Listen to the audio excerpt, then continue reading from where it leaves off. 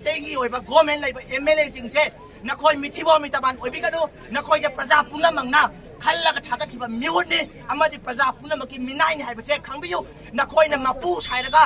नखोय मिहुत सिंसिबु थागलैजे प्रजा पुनमक्सिनि मिनाइनि हाइबा खज थादोकपियु हाइबसे हाइनिंगी अदुगा लोइना लोइना अरोइबदा इन हाइनिंगबसे मणिपुर की ममा पुनमक्से मणिपुर की ममा ओबियु मणिपुर की ममा ओइरगसु एमएलए सिंगना अमदि मागी वर्कर सिंगना ममा सिंगसे थुगाइरगा सेंगेन बिगी ममा केस पाइबी ममा अदगी मखन मखन की पुलिस ता पाउ पीबी ममा अदुगो ममा कया मा खाइदोगा मणिपुर मचे तानबो होनिबसे हौजिति लाल नसे ममा की लानी अदुना ममा पुनजन बियु ममा पुनजन बगी मौत थुगाइनबो होनरिबा लालोंग सिलिबा एमएलए सिंगजु वखन ताबियु नखोय मतम ममदा नखोय एमएलए ओइरिबदो मणिपुर लेत्र मतम तो ओइबा फंगोय नखोय ना हौजे